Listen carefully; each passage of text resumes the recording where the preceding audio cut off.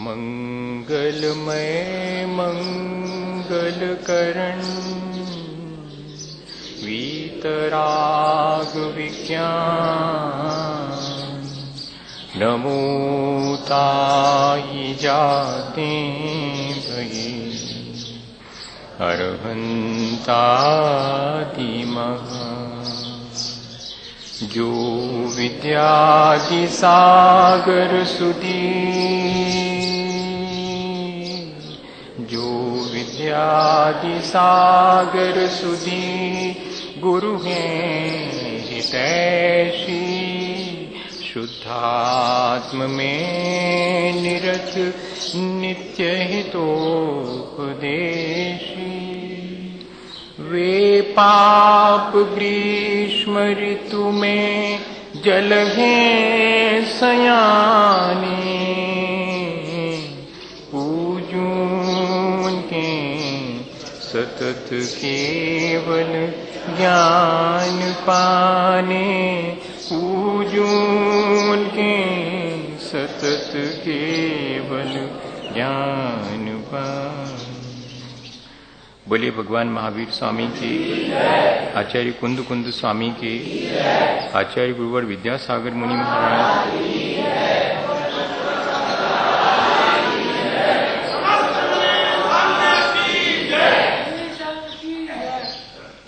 हम सभी लोग एक ही बात पर रोज विचार करते हैं कि अपने जीवन को हमें कैसे अच्छा बनाने के लिए उपाय करना चाहिए। बार बार किसी विचार को करने से उस विचार में दृढ़ता आती है और जिसके जितने दृढ़ विचार हैं वो अपने उन दृढ़ विचारों के द्वारा अपने आचरण को भी उतनी आसानी से परिवर्तित कर लेता है। हमारे खोटे विचारों की दृढ़ता इतनी अधिक है कि हम नहीं चाहते तब भी हम अपने जीवन में कुछ ऐसी बातें जिन्हें हम स्वयं भी पसंद नहीं करते उन्हें भी हम करते हैं और कुछ ऐसी चीजें जो हम करना चाहते हैं वे नहीं कर पाते हैं क्योंकि हमारे पास सिर्फ विचार है लेकिन विचारों की दृढ़ता नहीं है। तो हमने पिछले दिनों अपने इस विचार को दृढ़ बनाने के लिए बहुत प्रकार से बार बार विचार करने की कोशिश की है कि हमें अपने जीवन को इस बार अच्छा बनाना है। ये अवसर हमारे जीवन में अब हमें खोना नहीं है। जितना जीवन शेष रहा है उसे ही अच्छा बना लें। वैसे तो अगर देखा जाए तो एक क्षण भी अगर हमारा अच्छा हो गया तो पीछे और आगे के पूरे जीवन को हम उस एक क्षण की अच्छाई से अच्छा बना सकते हैं। जैसे वर्षों से संचित अंधकार को अगर एक प्रकाश की किरण हमारे पास हो तो हम क्षण भर में अलग कर सकते हैं। ठीक इसी तरह से हमारा यदि वर्तमान ठीक हो जाता है तो हमारा अतीत और हमारा भविष्य दोनों ही संभल जाते हैं। इसलिए हमारी रोज रोज ये कोशिश होनी चाहिए कि आज और हम कैसे अपने जीवन को बेहतर बनाएं। ये हमारे जीवन का हम सूत्र बना लें, हम अपने जीवन का ये बोध वाक्य बना लें कि मुझे रोज अपने जीवन को पहले से और बेहतर ढंग से जीना है। और वो तब संभव होता है जबकि हमें वैसा माहौल मिले, वैसा एनवायरनमेंट मिले, वैसे लोग मिले जिनके सानिध्य में बैठ करके हम अपने आप प्रमोट हों अच्छे काम करने के लिए, तो आसानी हो जाती है। जैसे कि कोई इस पार से उस पार जाना चाहे तो नाव के सहारे जाएगा, पर एक तो नाव चलाने का ढंग वो है कि जिसमें हम अपने हाथ से कुछ चप्पू चलाएं और नाव खें और उस पार जाएं, और एक और होती है पाल वाली नाव जिसमें पाल खोल दिए जाते हैं तो हवा जैसे ही चलती है तो हमें बिना चिप्पू चलाए बस सिर्फ इतना ध्यान रखना पड़ता है कि टर्न भर करना पड़ता अपनी नाव को एक प्रॉपर डायरेक्शन में, बस इतना काम अपने को करना और नाव आसानी से चलती जाती। पाल वाली नाव में ऐसा ही होता है। तो ये जो पाल खोल करके और हवाओं के डायरेक्शन में और हम चलते चले जाते हैं, वो क्या चीज है? वो सत्संग है। वो पाल वाली नाव की तरह है जिसमें हमें ज्यादा एफर्ट नहीं करना पड़ता। इसको ऐसे भी समझ सकते हैं जैसे कि हमें दिया सलाई जला करके रोशनी करनी पड़ती है, उसमें तो हमें टेक्निक मालूम होनी चाहिए कि दिया सलाई कैसे रगड़ी जाए और कैसे जलाई जाए। लेकिन अगर दीपक एक जलता हुआ हो और हमारा बुझा हो तो हम थोड़ा सा उसके निकट खिसक आए तो हमारा दीपक भी जल जाएगा। ज्यादा हमें कोई एफर्ट करने की जरूरत नहीं पड़ेगी। ये एक आसान तरीका है। इसीलिए हमारे यहां पर ये बात रखी है कि भगवान के चरणों में जाकर के बैठो, मन निर्मल होगा। गुरुजनों के निकट जाकर के बैठो, मन निर्मल होगा। जिनवाणी नहीं पढ़ती बनते, पढ़ते नहीं बनती मान लो, तो जो जिनवाणी पढ़ रहे हैं उनके पास जाके बैठ जाओ। अरे कुछ तो दो शब्द सुनने में आएंगे। ये है सत्संग करने का और अपने जीवन को सत्संग से आसान बनाने का एकदम आसान तरीका। इसमें हमें बहुत मेहनत करने की, बस सिर्फ इतनी मेहनत करना पड़ेगी कि अपना मन बनाना पड़ेगा। मन का बड़ा खतरा है, वो अपनी बात नहीं मानता।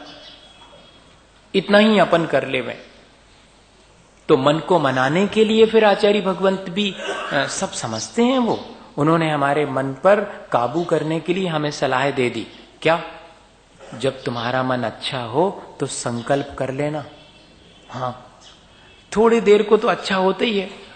जब अच्छा मन हो तब संकल्प कर लेना कि मैं तो ये काम करूंगा ही, मैं रोज मंदिर जाऊं, मैं रोज महाराज को आहार दूं, मैं तो रोज 2 शब्द जिनवाणी के पढ़ूं, मेरा तो संकल्प है। अब कभी अगर मन गड़बड़ाएगा तो वो जो संकल्प है वो हमें संभाल लेगा।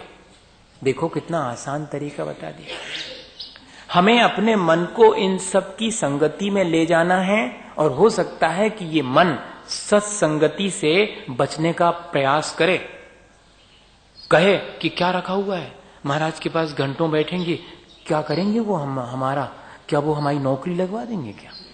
क्या वो हमारा धंधा चलवा देंगे? क्या करेंगे वहां जाकर के? अरे कुछ काम धाम करो। क्या करेंगे जिनवाणी पढ़ के? अरे स्कूल की पढ़ाई पढ़ो जिससे कोई सर्विस का ठिकाना लगे। क्या धरा है इसमें कि आत्मा क्या है और जीव क्या है और पुद्गल क्या है, इसको पढ़ने से क्या होने वाला? ऐसा मन अपन को सलाह दे सकता है।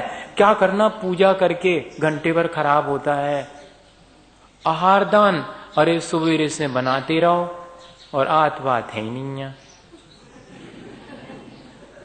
हाँ, ऐसा मन में आ सकता है सैकड़ों दफे, क्योंकि मन का संस्कार है। ये सत्संगति और भले काम करने से जी चुराता है। ये मन तर्क देता है बहुत प्रकार के कि ऐसा करने से क्या होने वाला, कुछ और करो, दुकानदारी देखो जिससे कि फायदा है।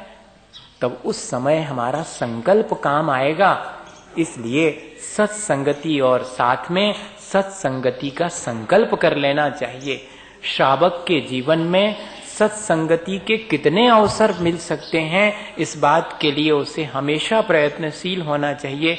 वर्ष में कम से कम एक नियम तो ले ही लेना चाहिए कि मैं एक बार वर्ष में कोई न कोई तीर्थ की यात्रा करूं और किसी न किसी मुनि महाराज के, आचार्य भगवंतों के चरणों में कुछ दिन बिताऊं। ये नियम, नहीं तो 365 दिन काहे की संगति है? शरीर की है और पंचेंद्रिय और मन के विषयों की है। इसके अलावा और किसी की संगति नहीं है। अगर हमें संगति जो है अच्छी करनी है तो संकल्प करना पड़ेगा कि वर्ष में एक बार 365 दिन में 2-4 दिन तो ऐसे हों जिनमें हम एक तीर्थ की वंदना करें। और कदाचित तीर्थ पर ही कोई मुनिजन हो, अरे तब तो फिर एक पंथ दो काज, दोनों काम हो गए। तब हम वहां पर अपना धर्म ध्यान करेंगे, उस संगति में बैठ के अपने पूरे जीवन को एक बार एनालाइज करेंगे। ये महत्व है संगति का। और फिर जब सत्संगति मिल जाए तो क्या करना फिर? ये तो ठीक है कि हमने संकल्प कर लिया कि सत्संगति करेंगे, भगवान का सानिध्य मिल गया तो भगवान का सानिध्य मिल गया तो उनके गुणगान करो, वो ही उनकी सेवा है। अब सेवा करनी चाहिए। सत्संगति जिनकी मिल गई है तो संगति का लाभ उठाने के लिए सेवा करना, संगति का लाभ उठाना ही सच्ची सेवा है। जैसे अपन ने कल चर्चा करी थी कि भगवान के चरणों में बैठने का मूल उद्देश्य क्या है या उनकी सच्ची सेवा क्या है, उनके जैसे बनने का प्रयत्न करना ही उनकी सच्ची सेवा। गुरुजनों के चरणों में बैठने का सच्चा उद्देश्य या सच्ची सेवा क्या है, उनके जैसे रत्नत्रय को प्राप्त करने की भावना। और जिनवाणी माँ के चरणों में बैठ करके जिनवाणी का अभ्यास करना, उस अभ्यास करने का भी उद्देश्य क्या है कि मैं जैसे मेरे लिए जिनेंद्र भगवान ने मार्ग कहा है उस मार्ग पर चल सकूं। ये मार्ग मुझे जिनवाणी बता रही है और मुझे सहारा दे रही है, हाथ पकड़ के चलने के लिए प्रेरणा दे रही है, तो मुझे उस सच्ची सेवा तो यही कहलाएगी। तो सत्संगति के साथ साथ अब हमें ये ध्यान रखना है कि इन तीनों की कैसे सेवा करनी है और सेवा का उद्देश्य क्या रखना है। भगवान की सेवा उनकी पूजा है, उसके बारे में अपन अलग से उस प्रक्रिया को पूरा समझेंगे आने वाले दिनों में। आपने खुद ही तय किया है कि 23 तारीख से हफ्ते भर तक और हम एक ही प्रक्रिया करेंगे, एक ही प्रयोग करेंगे, पूजा से मन को निर्मल करने का प्रयोग करेंगे। तब उन्हीं दिनों में और अपन भगवान की पूजा की क्या प्रक्रिया है, कैसे करना चाहिए, उसके पीछे का साइंस क्या है और उसके पीछे की भावनाएं क्या है, दोनों ही चीजें इसको समझेंगे। लेकिन उसके बाद वाला नंबर आता है कि हम स्वाध्याय या कि शास्त्र का अध्ययन, जिनवाणी की सेवा, वो तो हम रोज कर ही रहे हैं। जो जो आचार्य भगवंतों ने हमें कहा है उसको हम अभ्यास करते हैं, रोज आधे घंटे बैठते हैं। इसको हम कंटिन्यू चलाएंगे जब तक अपन बैठेंगे इसी तरह, तो ये काम तो अपन रोज ही कर रहे हैं। एक और रहा शेष, गुरुजनों की सेवा कैसे करना। कितने प्रकार के गुरुजन हैं, कितने प्रकार के आचार्य उपाध्याय साधु तो हम 3 समझते ही हैं, लेकिन आचार्यों ने तो 10 भेद लिखे हैं। हाँ, आचार्य उपाध्याय सैक्ष ग्लान गण कुल संघ साधु मनोज्ञा नाम, इनकी बैया वृत्ति या इनकी सेवा करना सब अलग अलग हैं। ये सब आचार्य कौन है? आचरति आचार्यंती वा इति आचार्य, जो स्वयं पंचाचार का पालन करते हैं और अन्य को भी पंचाचार का पालन करने की प्रेरणा देते हैं, शिक्षा और दीक्षा देते हैं, वे आचार्य भगवंत हैं। उनकी सेवा करना सबसे श्रेष्ठ यही कार्य है, क्योंकि उनके माध्यम से और कितने लोगों को मोक्ष मार्ग मिल रहा है। वे मोक्ष मार्ग के, कहना चाहिए, लीडर हैं, वे उसके प्रमोटर हैं, वे उसको आगे बढ़ाने वाले हैं। फिर दूसरे नंबर पर रखा उपाध्याय, उनकी सेवा करना। उपाध्याय किसे कहेंगे? जो स्वयं अध्ययन करते हैं और अन्य साधु जनों को अध्ययन कराते हैं। 11 अंग और 14 पूर्व के पाठी होते हैं। आज ऐसे उपाध्याय परमेश्वरी के दर्शन तो दुर्लभ ही हैं, जिनके पास आज न अंक का ज्ञान है न पूर्व का। लेकिन दूसरी परिभाषा और है, तात्कालिक प्रवचन व्याख्यातारा उपाध्याय। जो जितना भी आज मेन स्क्रिप्ट है, जितना भी आज हमारे पास शास्त्र ज्ञान है, जिनको वो पूरा है, वे भी उपाध्याय कहलाएंगे। ऐसे उपाध्याय परमेष्ठी का अपन को अगर सानिध्य मिल जाए तो उनकी सेवा करना। और फिर कहते तपस्वी मासोपवासी, पक्ष के उपवास करने वाले, बेला तेला जिनका हमेशा चलता रहता है, ऐसे तपस्या करने वाले तपस्वियों की सेवा करना। हमने तो अपने जीवन में अभी तक एक ही अवसर देखा है, वो भी बहुत दूर से देखा है, निकट से तो देखने का सौभाग्य नहीं मिला। जब आचार्य महाराज ने एक साथ निर्जल 9 उपवास किए और 10वें दिन भी उनके चेहरे पर वैसी ही चमक, वैसी ही मुस्कान, सब कुछ ज्यों का त्यों, तब लगता है कि आज भी ऐसे तपस्वी हो सकते हैं। ये तीनों चीजें एक साथ देखनी हो तो आचार्यत्व भी और उपाध्यायपना भी और तपस्वीपना भी, ये सब चीजें एक ही के अंदर दिखाई पड़ सकती हैं। उनकी सेवा करें अगर, तब तो हमारे भीतर क्या आएगा? हमारे भीतर भी ऐसे ही भाव आएंगे कि हम भी मोक्ष मार्ग पर चलें और दूसरे को भी मोक्ष मार्ग पर चलने की प्रेरणा दें। हम भी शास्त्र का अध्ययन करें और जो हमने जाना है उसको दूसरे को बताएं। हम भी जो है बेला तेला और उपवास इत्यादि तप करने की भावना भाएं। इनसे हमें ये प्रेरणा मिलेगी, इनकी सेवा करने से। और वास्तव में यही सच्ची सेवा है। इनसे जो हम प्रेरणा लेते हैं वही इनकी सेवा है। फिर कहते हैं सैक्ष, जो निरंतर अध्ययन चिंतन मनन में लगे रहते हैं, शिक्षाशील साधु को सैक्ष कहते हैं।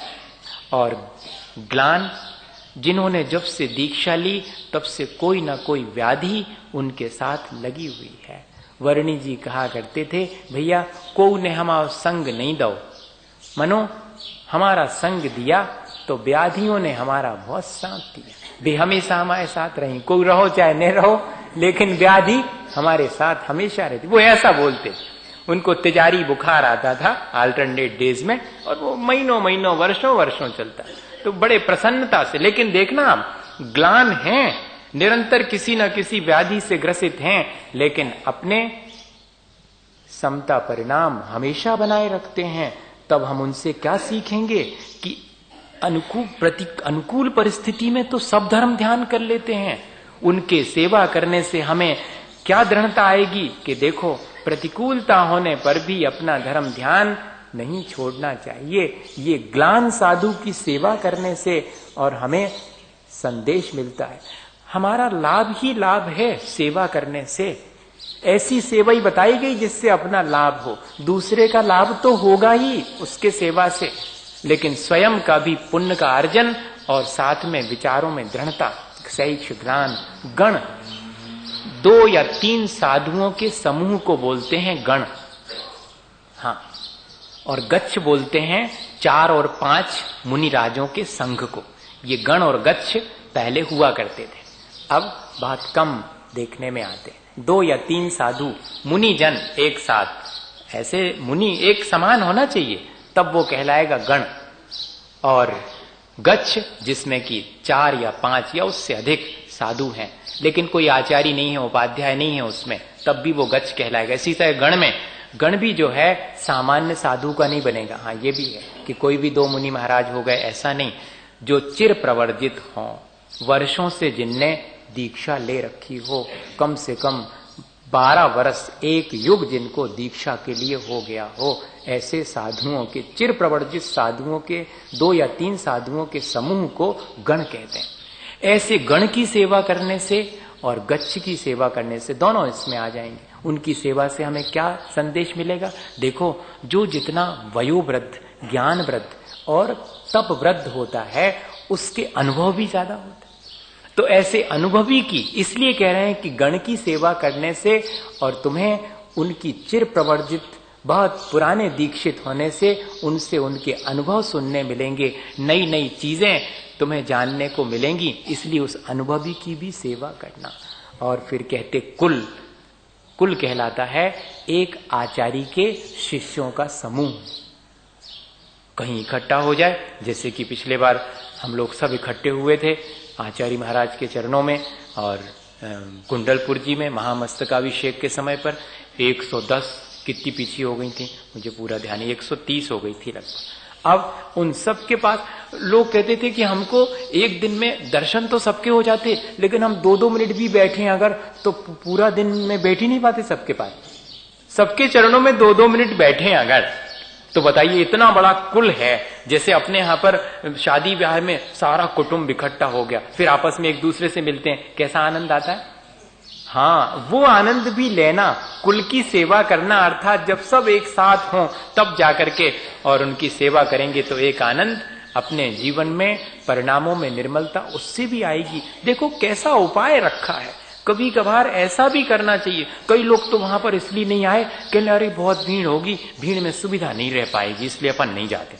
उनको सुविधा दिखा रही थी कि हमें अच्छी सुविधा मिले जब जे हैं दर्शनों को। और अगर वो ये सोचते कि नहीं, इतने सारे साधु जनों का एक साथ सेवा का अवसर मिलेगा, उनके सानिध्य का अवसर मिलेगा, तो थोड़ी बहुत असुविधा भी होगी तो कोई बात नहीं। ऐसा भाव करने से ही ये सेवा का अवसर मिलेगा। फिर कहते संघ, संघ में कुल तो होता है एक ही आचार्य के शिष्यों का, और संघ कैसा कहलाता?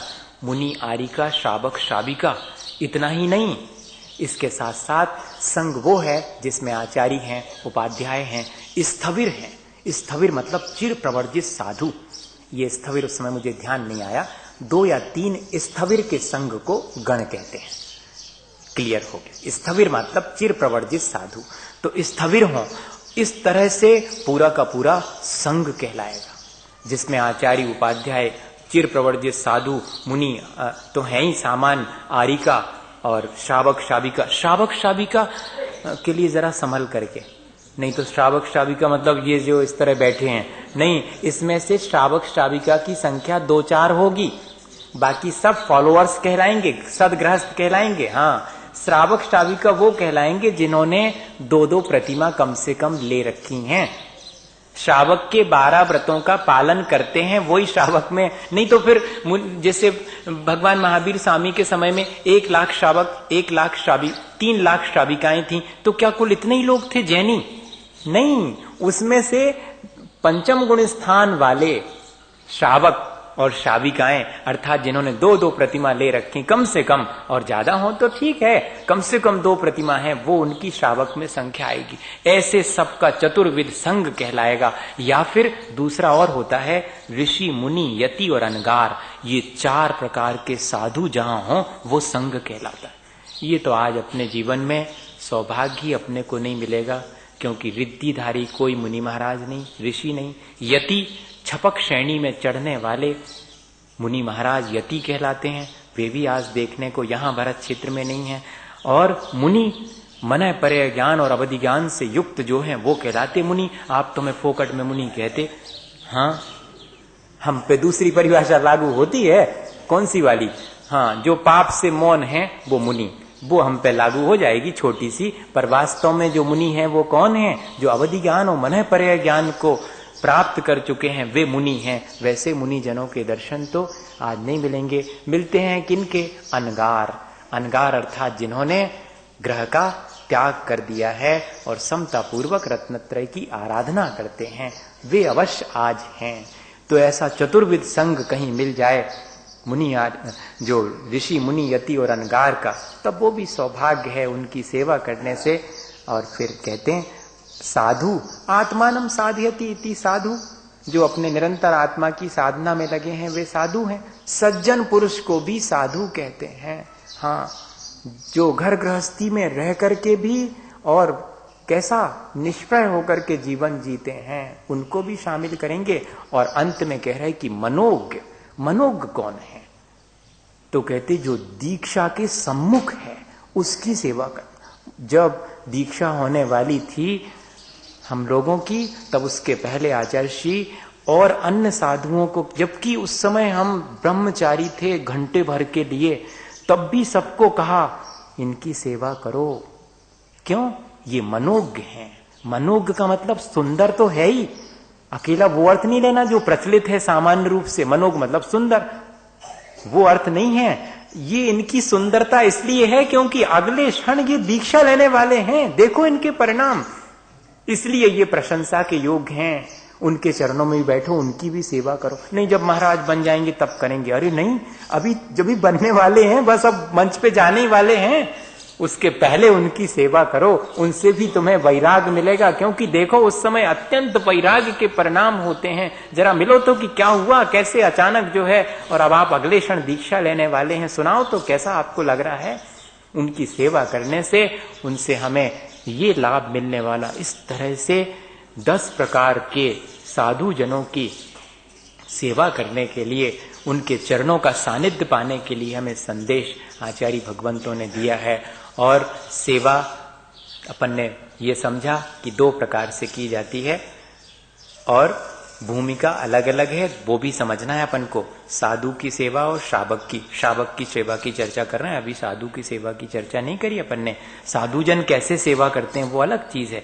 अब जो श्रावक सेवा करे तो कितने प्रकार से करे? सबसे बड़ी सेवा तो यही है कि उनके जैसे बनने के लिए हम निरंतर प्रयास करें, ये सेवा है। लेकिन ऐसा तो हम भाव रखें, पर साथ में उनको दान इत्यादि और पैर दबा करके सेवा करें। ये जो दान है वो क्या चीज है, इस पर हम थोड़ी सी चर्चा पिछले दिनों कर रहे थे। 4 प्रकार का दान है, सब जानते हैं, जिसमें से सबसे श्रेष्ठ दान है आहार दान। उसके बारे में और आचार्यों ने बहुत कुछ लिखा हुआ। इस समण सुत्तम में तो मैं 4 गाथाएं नहीं पढ़ रहा हूं, एक ही गाथा पढ़ रहा हूं। और वो आहार दान के लिए 4 गाथाएं एक साथ लिखी हैं, उसमें से एक ही अपन पढ़ लेते हैं। बाकी दान भी श्रेष्ठ है, ऐसा नहीं समझना, लेकिन भूखे भजन न होए गोपाला, ले लो अपनी कंठी माला। इसलिए सबसे पहले उसी को रखा हुआ। आचार्य श्री कहते हैं ये शरीर तो अन्न का कीड़ा है, हाँ, इसको कुछ ना कुछ दे करके और काम चलाओ इसके द्वारा, नहीं तो ये बैठ जाएगा फट से, तो काम ही नहीं करता, अड़ जाता है, मरियल घोड़ा है ये, हाँ, बहुत जल्दी इसको थोड़े में ही अड़ जाता है। तो इसको हिसाब किताब से आवश्यक है जितना उतना दे करके, और उस प्रक्रिया को भी धर्म ध्यानमय बना लो।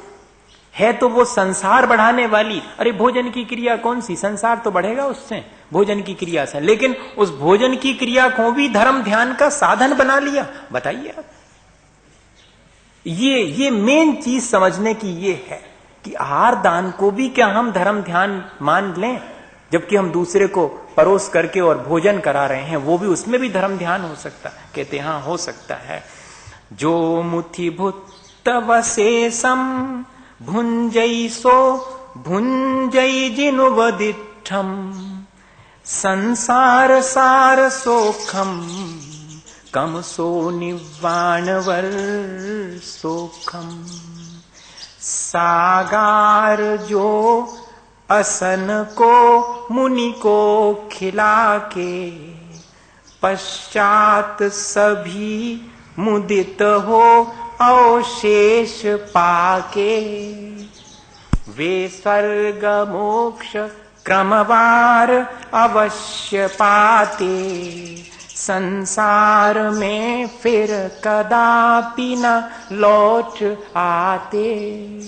ऐसे श्रावक जो पहले चतुर्विध संघ को, मुनि आर्य का श्रावक श्राविका को पहले भोजन करा के शेष जो बचा है उसे स्वयं ग्रहण करते हैं, और कैसे, रो धो के नहीं, प्रसन्नता पूर्वक, आनंद आ गया आज तो, ऐसा अगर करते हैं तो वे क्रम से पहले स्वर्ग और फिर मोक्ष प्राप्त करते। स्वर्ग क्यों लिख दिया?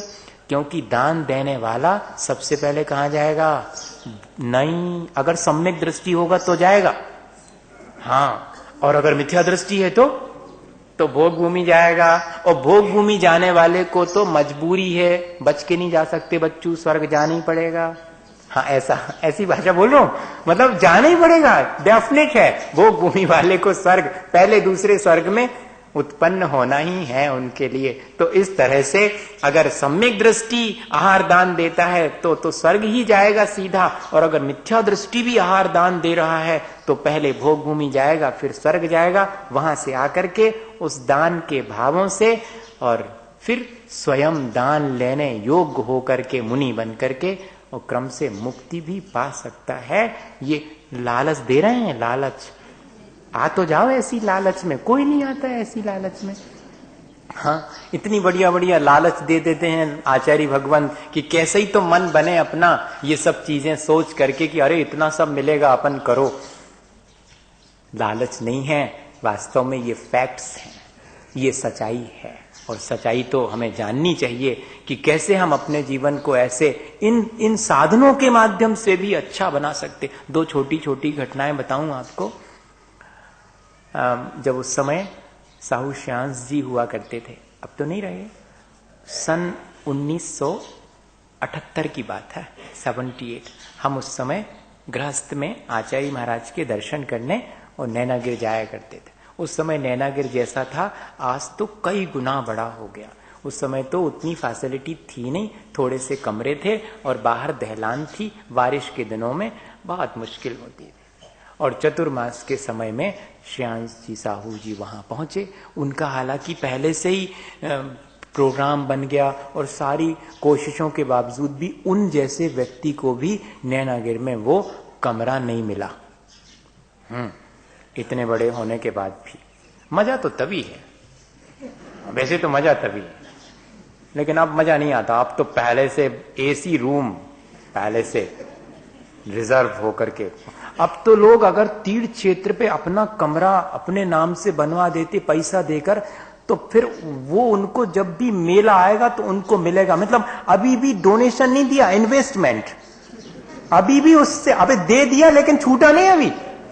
अभी मैंने बनवाया था, मैं जाकर के वहां रुकूंगा, जबकि होना ये चाहिए था कि उसमें तो रुकूंगा ही नहीं, अब मेरे लिए वो निर्माल है, अब दे दिया गया है, मैं उसका उपयोग ही नहीं करूंगा, मैं तो किसी अन्य में रुकूंगा, मैं स्वयं अपने बनाए हुए कमरे में जाके रुकूंगा ही नहीं तो निर्माल का भोग कहलाएगा और मुझे नरक आयु बंधेगी या अंतराय कर्म बंधेगा। ये ध्यान ही नहीं जाता किसी का भी।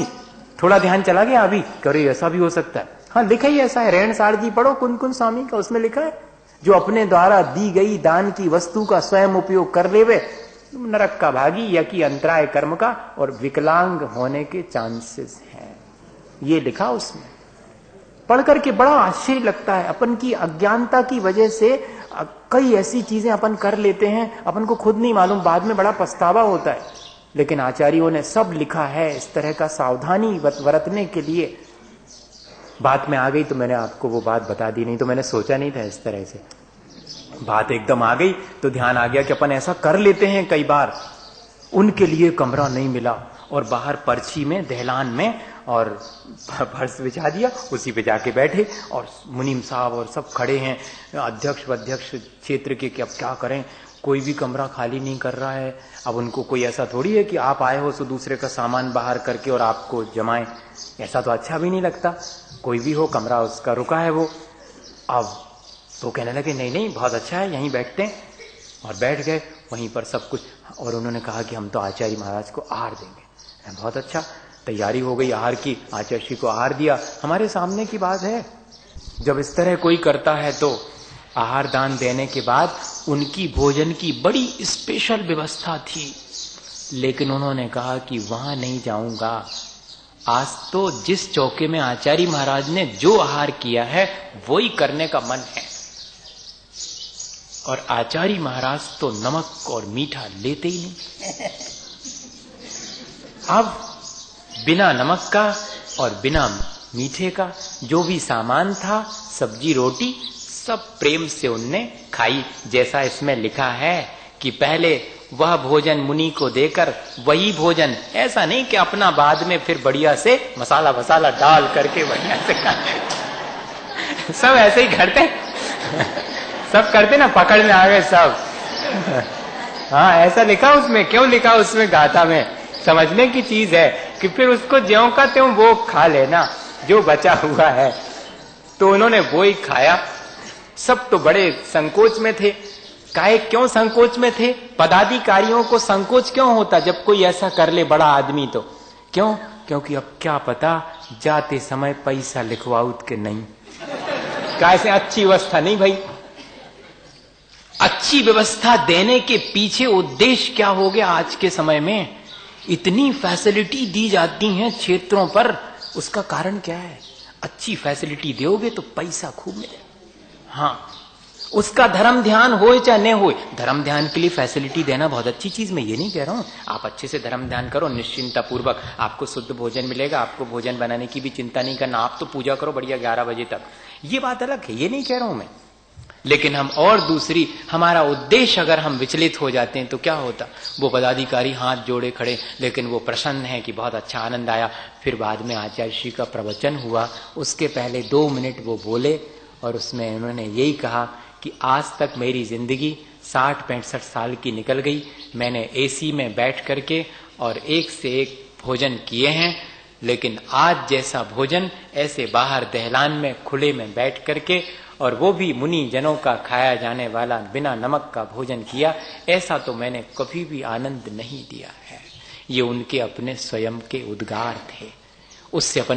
इससे अपन को क्या प्रेरणा लेनी चाहिए कि यह जो आहार दान की प्रक्रिया है, यह 4 प्रकार का कोई भी दान है, उस दान के पीछे भावना कैसी है, ये भावना अगर हमारे भीतर है। और एक और उदाहरण जो मैंने कहा था, वो शायद मुझे याद है कि मैं सुना चुका, शायद मैंने शायद श्यामनगर में सुना है, लेकिन वहां पर जो लोग होंगे उसमें यहाँ और भी ऐड हो गए है कि नहीं, तो उनको सुनाई दे। वो आचार्य श्री के जीवन का है, उसी सन 78 की घटना वहां की। और क्या हुआ था कि आचार्य महाराज ऊपर पहाड़ से उतर करके आहार के लिए आते थे, तो सारे लोग आगे आगे खड़े हो जाते थे। क्योंकि वहां पीछे तक की 3 नंबर की धर्मशाला, पहली धर्मशाला में 10-12 कमरे, दूसरी में फिर थोड़े से, फिर तीसरी और टूटी फूटी पड़ी थी, वहां तो कोई नहीं जाता था उस धर्मशाला में। वहां पर एक गरीब से वृद्ध और वृद्धा, उनने भी चौका लगाया था।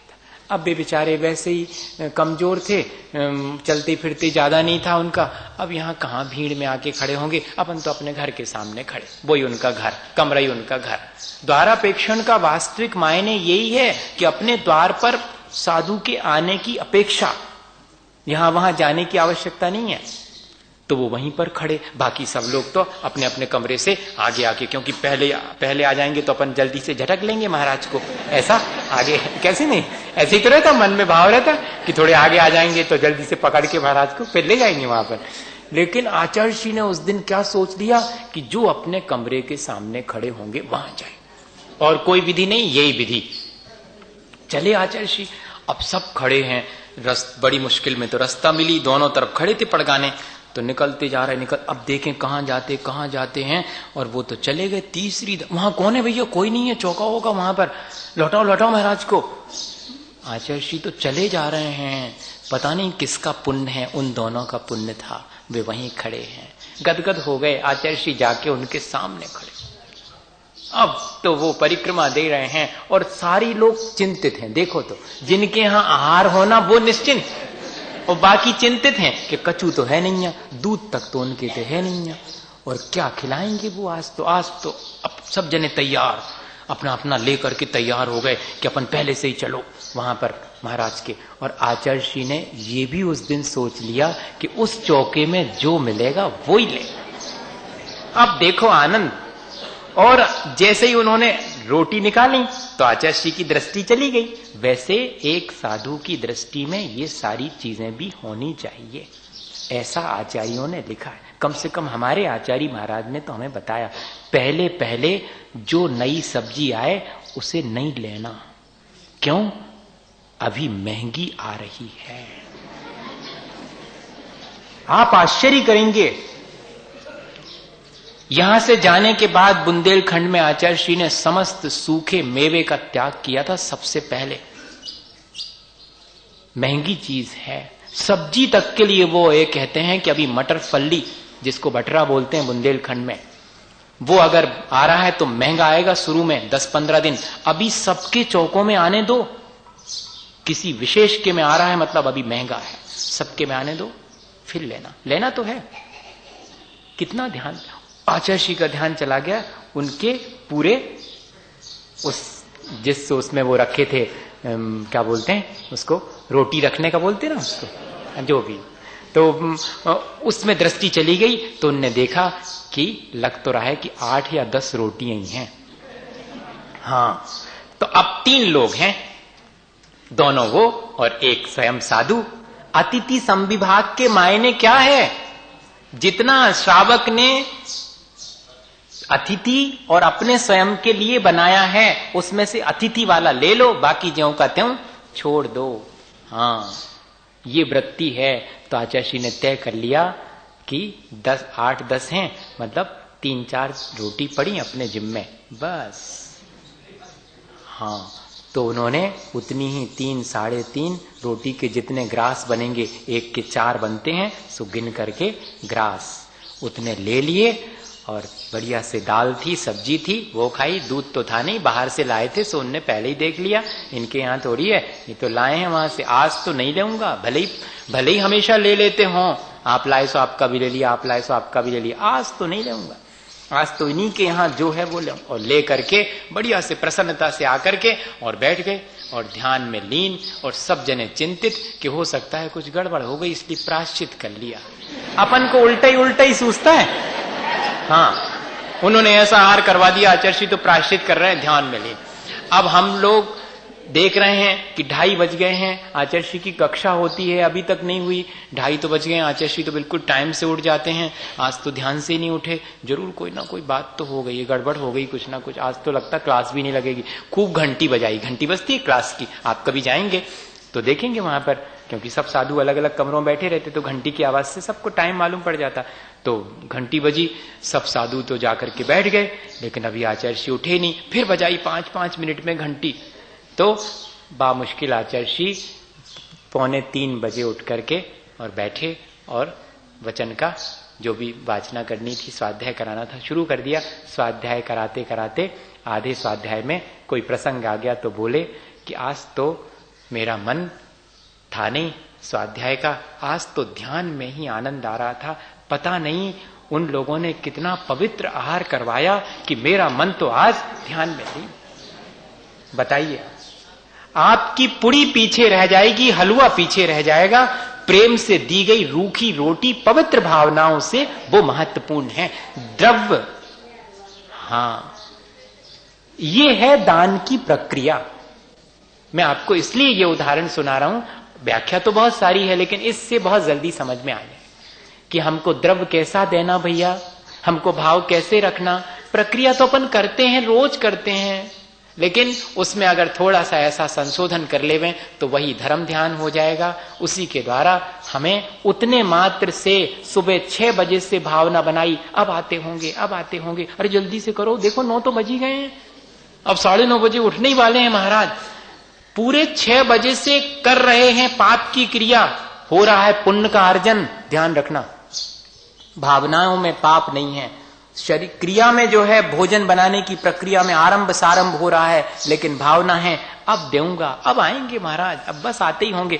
और फिर उसके बाद घर के सामने आ गए तो बहुत हर्ष, और घर से आगे निकल गए तो थोड़ा मन बुझ जाता है, लेकिन घबराना नहीं, अभी और किसी का पुण्य मेरे से भी अधिक आज ज्यादा हो गया है, कोई बात नहीं। मेरा तो इतना पुण्य था कि 6 बजे से 9:30 तक कितना पुण्य का अर्जन किया है, और मेरे घर के सामने से निकल गए, ये का कम पुण्य है क्या? ऐसे भाव बनाना, घर के सामने से आगे बढ़ जाने पर कोई पाप का उदय नहीं आ जाता, ये हमेशा लोगों के मन में आ जाता है। और यहीं जाकर के हम उस आहार प्रक्रिया में संक्लेश कर लेते हैं, जिससे धर्म ध्यान होना चाहिए था उससे आर्थ ध्यान कमा लेते हैं। इसलिए सावधानी की आवश्यकता है।